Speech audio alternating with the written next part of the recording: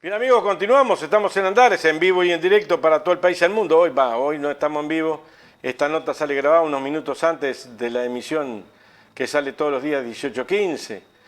Hoy estamos con Carlos De Masi, gentileza de Leonardo Fossati, que no lo nombramos, le estábamos haciendo algún requiem a Carlos De Masi, otro de los tantos que colaboran y mucho con el programa y son parte del programa, es Leonardo, el antropólogo Leonardo Fossati, que además ahora está estudiando, no me acuerdo para qué fue que me dijo en la universidad, pero nos tira un montón de líneas. Es parte del equipo. Nos conectó con Carlos De Masi, nosotros lo habíamos visto en unos cuantos reportajes que han hecho, particularmente en esta última etapa, que yo lo viví de otra manera, el 50 aniversario del Nunca Más y una serie de hechos que están pasando. Y vieron una óptica diferente de la que hacen nuestros columnistas a diario. Buenas tardes, Carlos De Masi, gracias por estar ahí. Buenas tardes, muchas gracias por la invitación, aquí estoy. Bueno, un gustazo que andés por aquí en Andares. Te decíamos por ahí que hay un montón de gente que participa en estas columnas y que nos han sumado experiencia, trayectoria, pero a lo mejor no tan desde el punto de vista técnico como historiador. ¿Qué nos puede Bien. decir? ¿Qué nos deja esta historia? Yo te contaba antes de arrancar, estás hablando con un canalito de Las Quintas, con un hombre con 4 años de liceo en Los Cerrillos, pero mi papá supo estar en las trincheras de los frigoríficos y le tocó caer en los vagones, en Canelones, y allí estuvo 2 o 3 meses hasta que lo pasaron para el cilindro y después lo soltaron, por suerte. Murió de viejo, pero Sí, no de apremio físico. un tío ¿Qué de mi hay de esa esposa historia? estuvo preso en los vagones también, en el año ¿Quién? 76, después lo pasaron a las barracas del penal de Libertad. ¿A quién? ¿A quién? ¿Tu papá? Un tío de mi esposa, Ah, un tío de tu esposa. Mi un viejo en tío el año político, digamos, y 74, mi viejo. sí, sí, andaban en esas movidas. Los vagones estaban medio olvidados, pero ahora me parece que por fin se está un poco rehabilitando eso que había quedado medio ocultado todo lo que había pasado ahí. ¿Qué hay de esa historia reciente que a lo mejor es reiterativa en el proceso de los años de la fundación de la República Oriental del Uruguay? Porque han habido otros golpes de Estado también. Ahora, estos tienen una, una cosa muy ácida o muy cruda, o quizás por los medios de información, y quizás por la persistencia de aquellos que han seguido luchando para que aparezcan cosas, está más imbuido en nuestra sociedad. ¿Puede ser eso? Puede ser, sí, puede ser. Es decir, el tema demoró en entrar, ¿no? Primero la dictadura era un problema, digamos, un trauma social, y entonces la gente prefería no hablar de eso, dejarlo atrás, incluso la manera como se produjo la salida tampoco dejó contenta a todo el mundo. Entonces ahí, digamos, la idea fue, bueno, disfrutemos lo que tenemos y dejémonos de embromar. En aquella época el doctor Sanguinetti era presidente de la República y habitualmente decía, bueno, dejémosle la historia a los historiadores, no tengamos ojos en el pasado, vamos a mirar hacia adelante, no tengamos ojos en la nuca. Es decir, había no diría una política de olvido, pero sí una presión fuerte para dejar las cosas como estaban. Allí fueron muy importantes, sobre todo, el sector de las madres, es decir, durante la dictadura se formó una especie de conglomerado bastante grande de madres y familiares de detenidos, de asesinados, de desaparecidos, de exiliados, de destituidos, los destituidos mismos, es decir, allí se armó un conglomerado grande presionaba, digamos, un poco para resolver la situación. Pero esas situaciones se fueron resolviendo de a una. Los destituidos en general se los restituyó, los exiliados que quisieron volver pudieron hacerlo, eso también fue todo un tema. Los presos políticos fueron liberados, los asesinados, bueno, estaban asesinados y estaban, como podían recuperar sus cuerpos y etcétera, lo habían hecho, pero sobre todo el punto central ahí se convirtió en los desaparecidos. Primero hubo una negación absoluta, acá no había desaparecidos, después empezó a haber, digamos, una aceptación muy parcial, pero un poco con aspectos de cuestionamiento. Y cuando se votó la ley de caducidad, cuando se hizo el plebiscito, allá en el año 89, como que eso quedó sepultado, así, hay un bajón muy fuerte, incluso madres y familiares de detenidos desaparecidos, que era la organización que todavía quedaba activa. Bueno, en fin, se tuvo un momento de bajón allí, claro, fue un golpe muy fuerte, ¿no? pero de a poco empezaron a recuperar, y a medida que se iba, digamos, marchando más el conocimiento de lo que había pasado con los desaparecidos, bueno, salió Balsa, el general argentino, a pedir disculpas después que se conocieron el tema de los vuelos de la muerte y qué sé yo, toda esa parte. Entonces allí salió de nuevo el movimiento de madres y familiares para, bueno, reclamar a ver qué está pasando acá. Y allí, bueno, hubo toda una movida importante, la familia Michelini tuvo mucho peso ahí en ese momento para reactivar las marchas del 20 de mayo, ¿m? Que eran unas marchas que se habían hecho después de la dictadura, un poco reclamando por los asesinatos de Michelini y Gutiérrez Ruiz, y que después del 89 habían quedado prácticamente suspendidas. Bueno, en el 96 se reanudaron, y bueno, como siempre pasa, ¿no? Como dice una compañera que trabaja con nosotros en facultad, todo el mundo tenía el complejo de del cumpleaños en enero, es decir, la idea de que no iba a haber nadie, de que se hacía la convocatoria y no iba a haber ninguna persona que se moviera. Pero ya desde esa primera convocatoria, 1996, ya el tema volvió a quedar de nuevo en la agenda porque, bueno, fue mucha gente. Y el punto quedó de nuevo instalado, y a partir de allí, bueno, todo lo que la dictadura implicaba, a partir del caso Hellman, ¿no? Que allí, en principio, el gobierno uruguayo, Sanguinetti, negó la existencia del secuestro de Macarena Hellman, no quiso hacer ninguna investigación para buscarla. Allí tuvo un lío muy fuerte con Juan Hellman, que movilizó todas sus redes de amistades que lo taparon a cartas a Sanguinetti pidiéndole que investigara el caso. Pero cuando entró el doctor Jorge Valle en el periodo siguiente, lo primero que hizo fue ocuparse de eso, y además ya había una línea de hallazgo, digamos, ya se sabía por dónde había que buscarla, probablemente por dónde estaba. Allí Roger Rodríguez había hecho un trabajo muy discreto y muy fino, y entonces, digamos, Jorge Valle termina reconociendo el hallazgo de la nieta perdida de Hellman, la evidencia de que su madre había sido asesinada acá en el Uruguay, y a partir de allí, digamos, empieza el tema de la Comisión para la Paz. La Comisión para la Paz significa otro escalón importante, porque no solo, digamos, investiga las desapariciones. En ese sentido, su resultado no fue muy positivo, muy novedoso, porque más o menos ratificó las desapariciones que ya madres y familiares venían denunciando.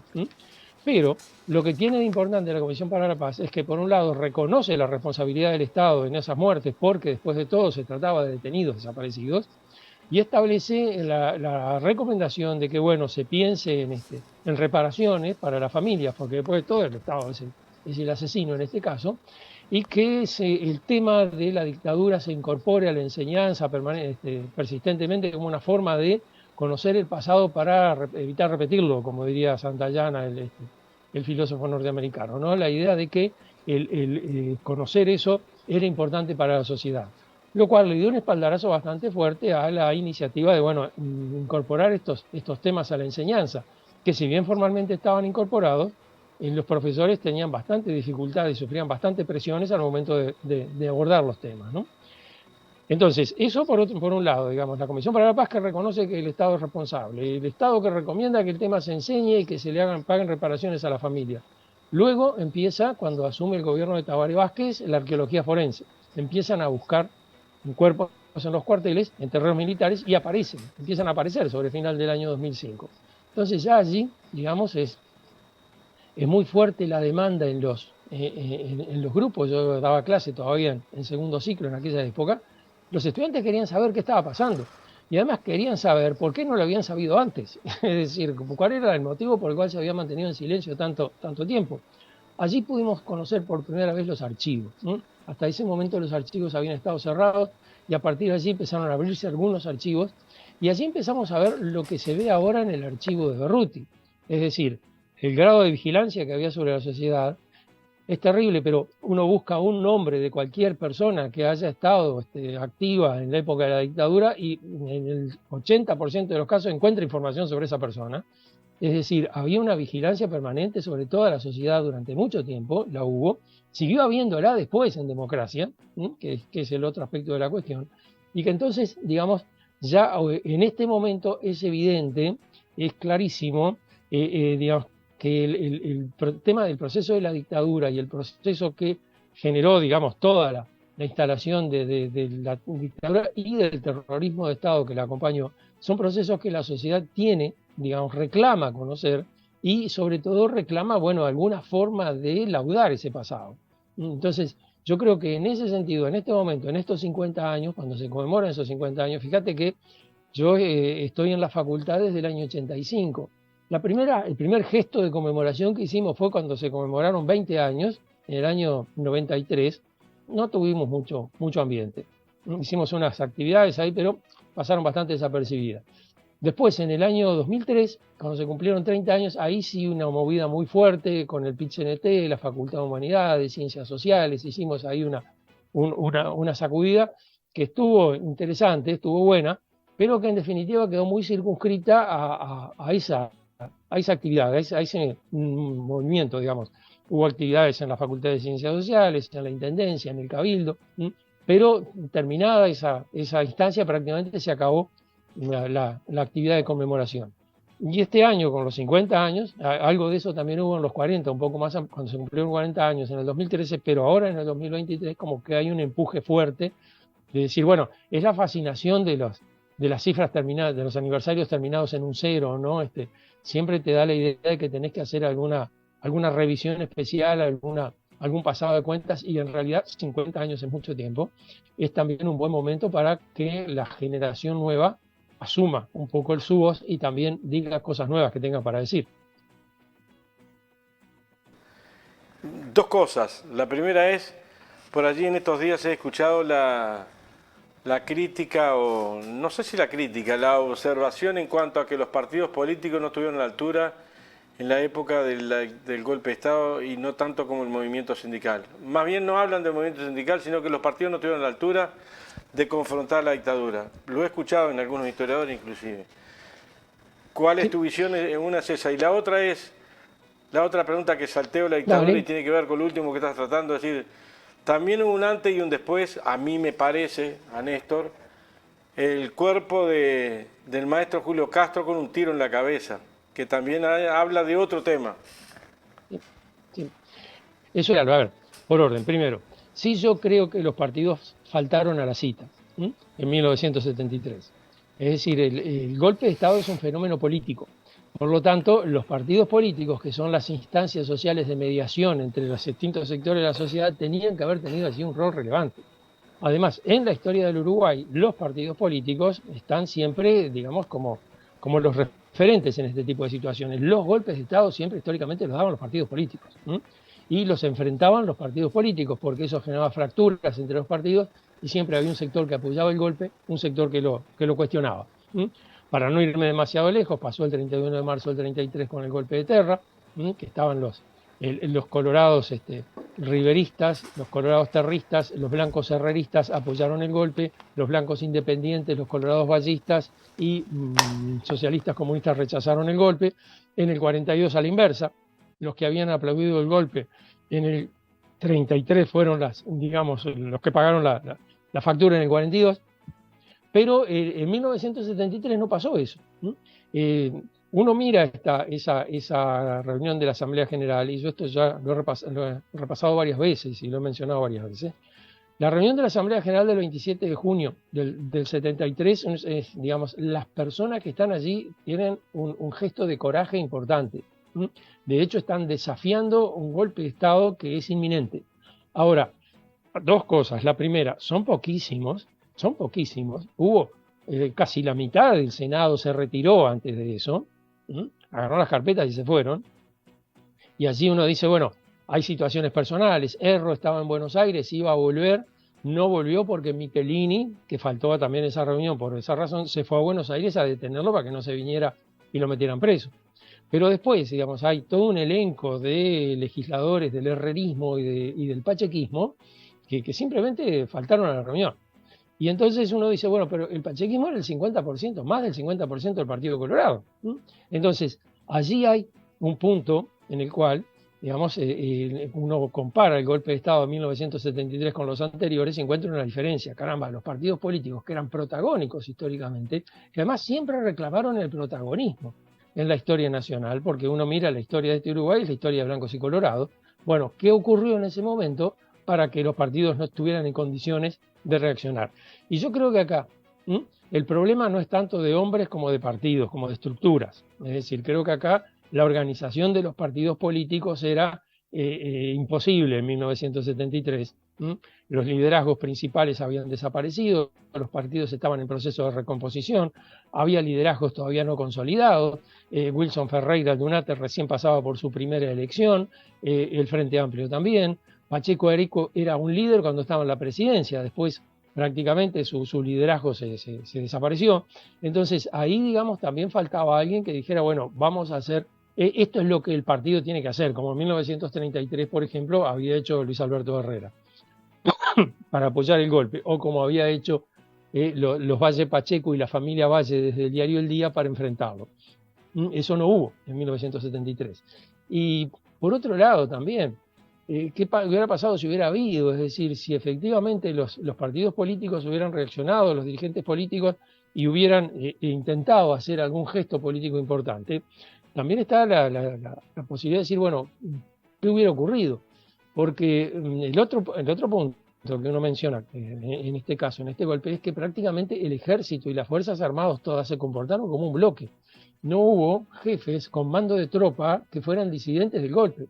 Entonces, digamos, si uno no encuentra, digamos, una fractura en el frente militar que le permita más o menos operar políticamente y conseguir a alguien que lo apoye, los partidos políticos tuvieron esa idea, pueden haber intentado formar una reunión de la Asamblea General en algún lugar, que podía ser, por ejemplo, la Universidad de la República, proclamar la destitución de Bordaberry, iniciar un juicio político, designar un presidente interino, llamar elecciones, es decir, ideas que se manejaban en la época.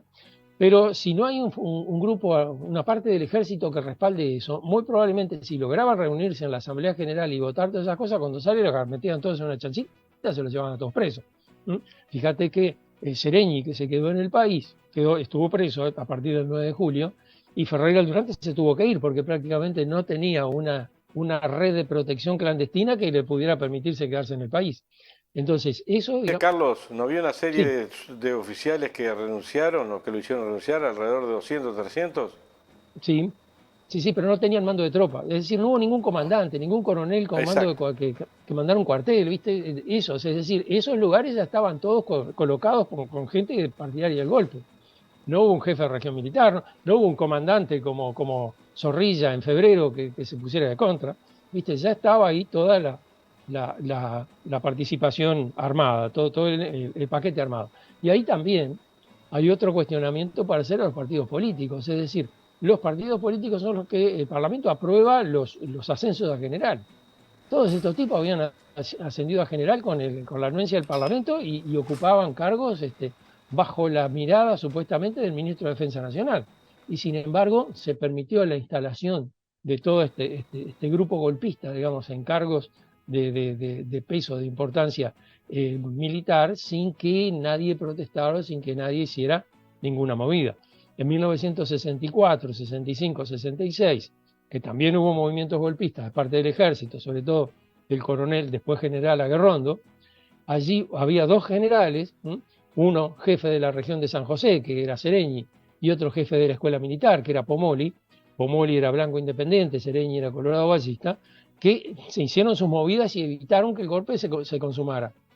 Las veces que se habló de golpe de Estado en los años 60, que fueron varias, ya te digo, muchas entre el 64 y el 66, estos dos jefes lograron neutralizar esa movida. Pero ya en 1973 no queda ninguno de esa línea, y entonces, digamos, todo el ejército está prácticamente controlado por los golpistas, y ya te digo, con algo que los partidos políticos hubieran podido evitar. Discúlpame, me puse a hablar, me olvidé de cuál era la segunda pregunta. No hay problema. La segunda pregunta tiene que ver con el después.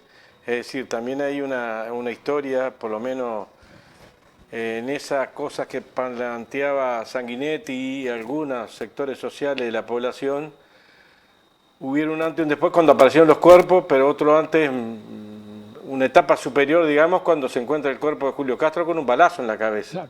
Claro. Eso también cambia parte de la historia sustancial. Sí, ahí hubo un cambio, digamos, como que la teoría de los dos demonios tuvo un bajón.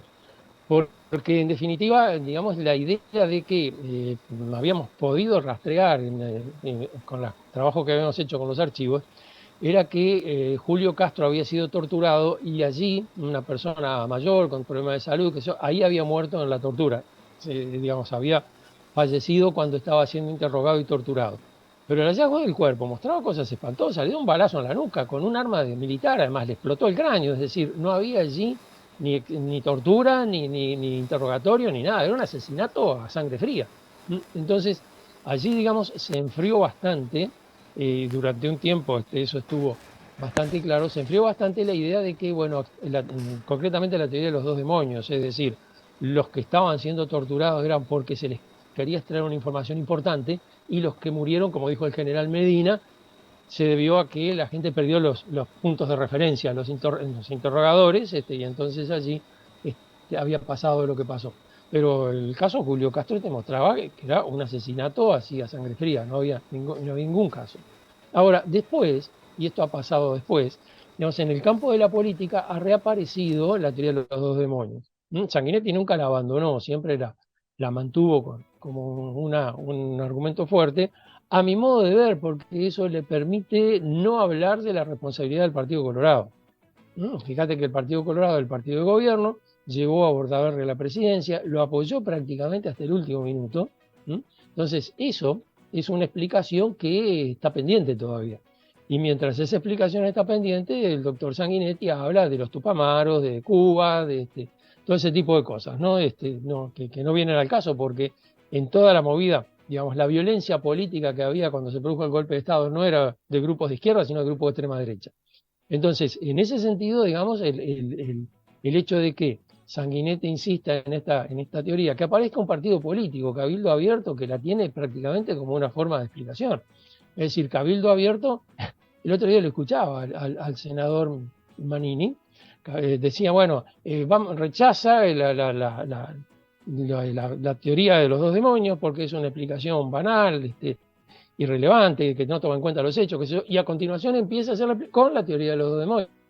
Empezamos con la guerrilla, si empezamos con la guerrilla vamos mal, porque el punto es, la guerrilla ya no estaba activa cuando se dio el golpe de Estado, y había grupos de extrema derecha que estaban activos antes de la guerrilla.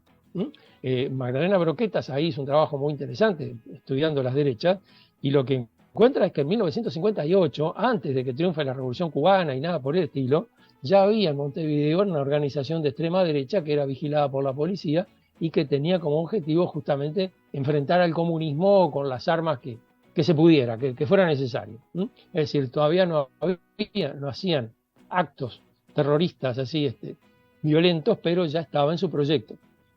Entonces, de ahí, digamos, en este momento hoy hay un renacer de la teoría de los dos demonios que me da la impresión le está costando mucho instalarse, porque es demasiado evidente su flaqueza. Me parece que quedado muy clara que más tiene de estrategia política que de explicación de la verdad. Es que en el marco de la teoría de los dos demonios, o en ese imaginario, no hay que abstraerse de lo que pasaba en América Latina, porque en América Latina pasaban movimientos de guerrilleros y guerrillas desde Cuba hacia abajo, y América Central. Pero también es cierto que el final era una lucha, digamos, comunismo sí, comunismo no, porque lo que estaba en el fondo era una lucha por la hegemonía del Fondo Monetario Internacional con las oligarquías propias latinoamericanas, y había que tener un fundamento para hacer pelear a la gente, vamos, hay que pelear contra esto. Sí, a ver, eso es real, es decir, hay una onda de guerrillas en América Latina, en las cuales al comienzo, y estoy hablando comienzo años 68, cuando se empezaron a ser visibles, los tupamaros no eran bien vistos. Es decir, los tupamaros no eran una guerrilla al estilo de lo que se hacía en los años 60.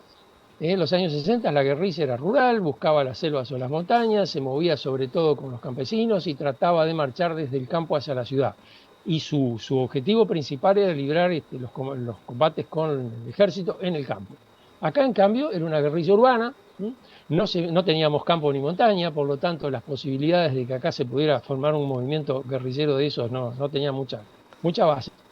Y por otro lado, muchos, digamos, para muchas gente afiliada a la línea foquista, los tupamaros en realidad no hacían una revolución, hacían esa etapa que en la historia de los tupamaros se denomina la etapa Robin Hood.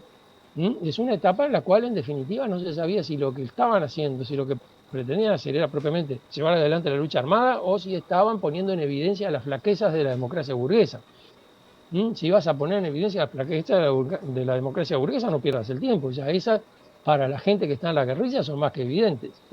Entonces, no es tan claro el nexo, no es tan visible el nexo en aquella época entre la guerrilla, el movimiento de Tupamaros y Cuba. No es tan evidente. Además, si vos escuchás, si vos mirás y si lees las cosas que se escribían en los años 60, finales de los 60, la explicación del surgimiento de los Tupamaros era la crisis económica y social que estaba viviendo el país, no la influencia de Cuba. Cuba ni se mencionaba.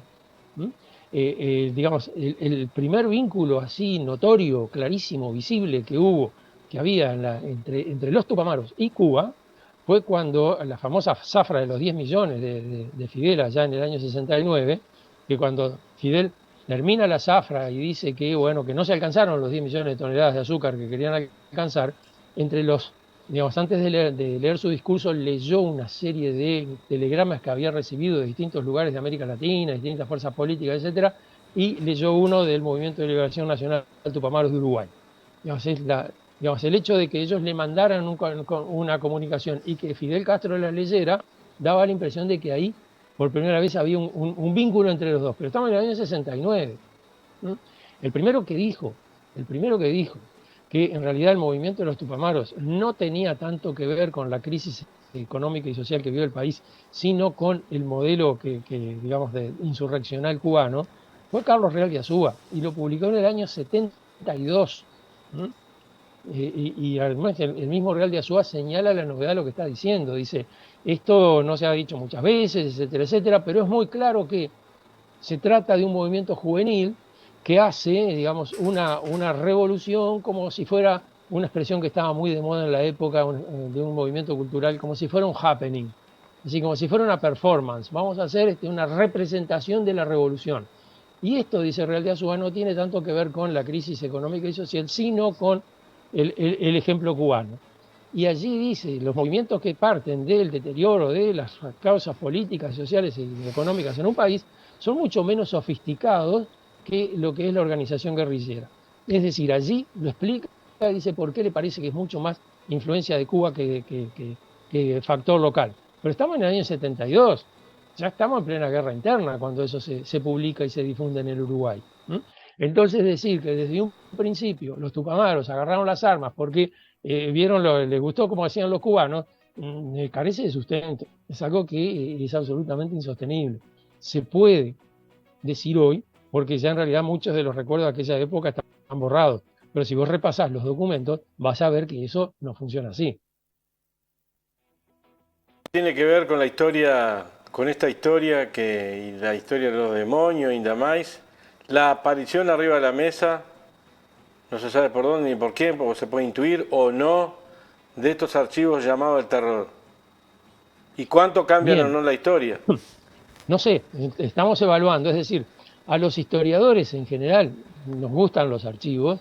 Cuando el archivo Berruti original se descubrió, lo evaluaron dos historiadores, Isabel Ullébor y Álvaro Rico, hicieron el informe diciendo más o menos lo que ahora vemos, ¿no? Que es lo que estaba allí, y la recomendación que hacían era que el archivo se fuera abierto a la consulta con las precauciones del caso. Lo que dicen, bueno, actas de interrogatorio firmadas por personas que de repente hace un mes que están siendo torturadas o que le ponen delante el acta y se firma acá y ni siquiera sabe lo que está firmando porque ya no tiene control de su... Bueno, ese tipo de cosas evitarlas. Pero por lo demás que se abriera y que la gente lo pudiera consultar. Bueno, los historiadores no podemos hacer más que hacer recomendaciones, no somos los dueños de los archivos, eso no se hizo en aquel momento, por lo tanto el archivo quedó de consulta limitada.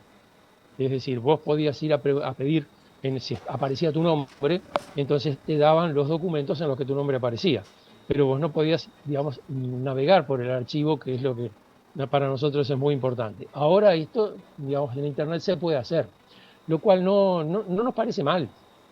Es decir, nos preocupa el manejo irresponsable de este tipo de archivos en la medida en que son archivos de inteligencia. Es decir, los archivos de inteligencia no tienen como objetivo obtener la verdad, sino que entreveran documentos fiables con documentos truchos. Es decir, tiran cualquier fruta entreverada con la carne de primera calidad.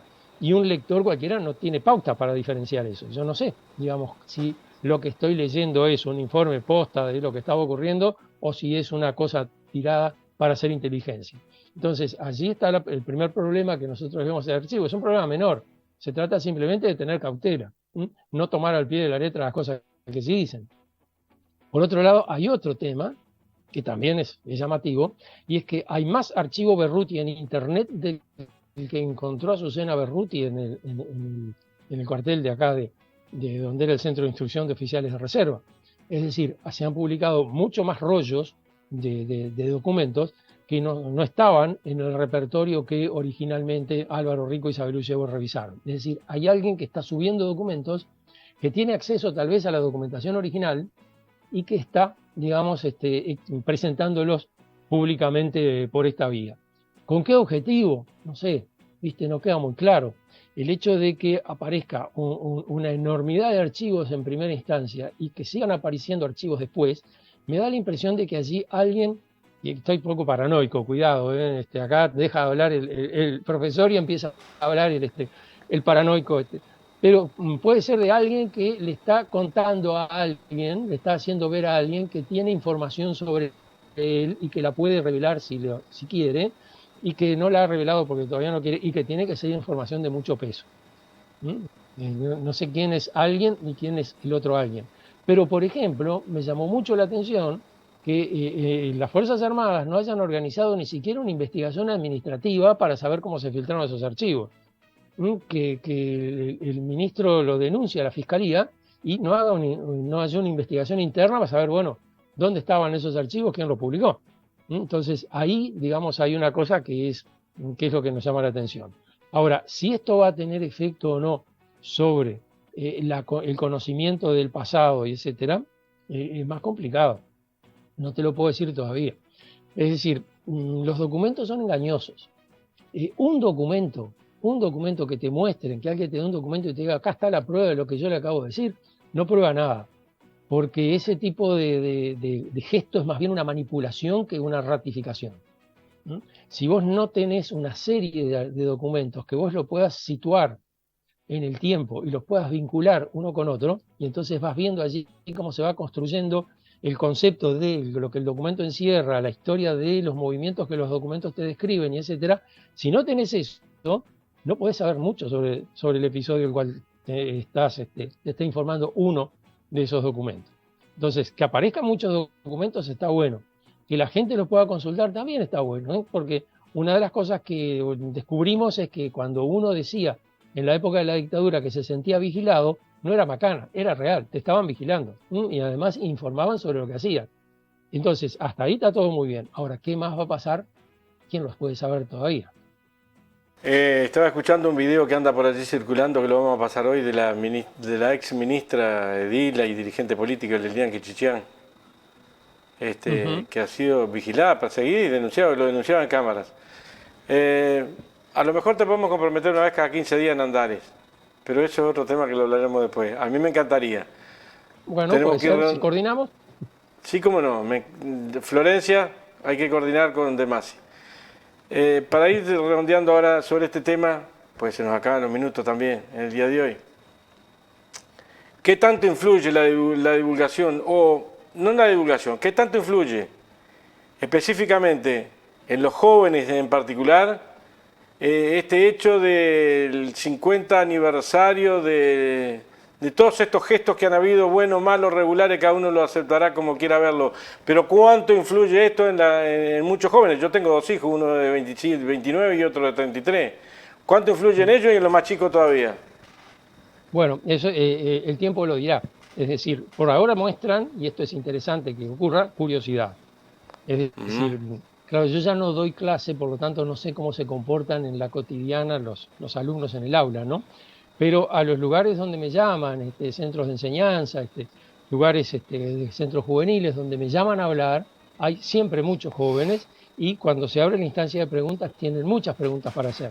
Y son preguntas, digamos, diferentes, son otras preguntas, son preguntas que a la gente de mi generación ni se le ocurría plantear, pero que ellos, por ejemplo, quieren saber.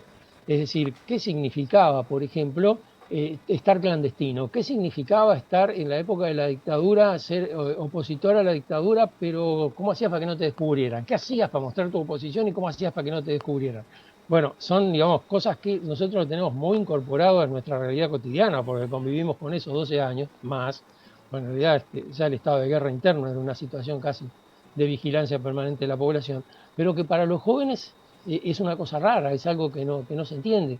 ¿Cómo es posible que se hayan hecho determinadas cosas? ¿Qué quiere decir determinadas palabras? ¿Qué quiere decir que fulano era muy militante? Por ejemplo, ¿qué cosa significa eso? Bueno, son un tipo de preguntas que uno le hace ver, digamos, que a esta otra generación ahora haciendo las preguntas y que muchas de las cosas que formaban parte de nuestra realidad ya quedaron en el pasado. Y entonces, bueno, ¿qué derivará de allí? ¿Quién lo sabe? Carlos de Masi, un gustazo que hayas participado aquí en Andares y te lo dejo así al aire. Los jueves cada 15 días, 18:30. Después ves si podés o no. No sé si todos los jueves, pero digamos con algún tema Cada particular 15 días, podemos. cada 15 días. No sé si todos los jueves cada 15 días, pero con algún tema particular podemos conversar y charlar un rato Hecho. más. Florencia, que está en controles, agarre la posta y vemos los temas que podemos preguntarle y coordinar.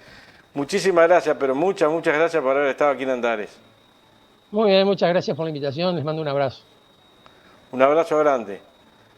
Tanto y volvemos, estamos en Andares, en vivo y en directo para el país y el mundo.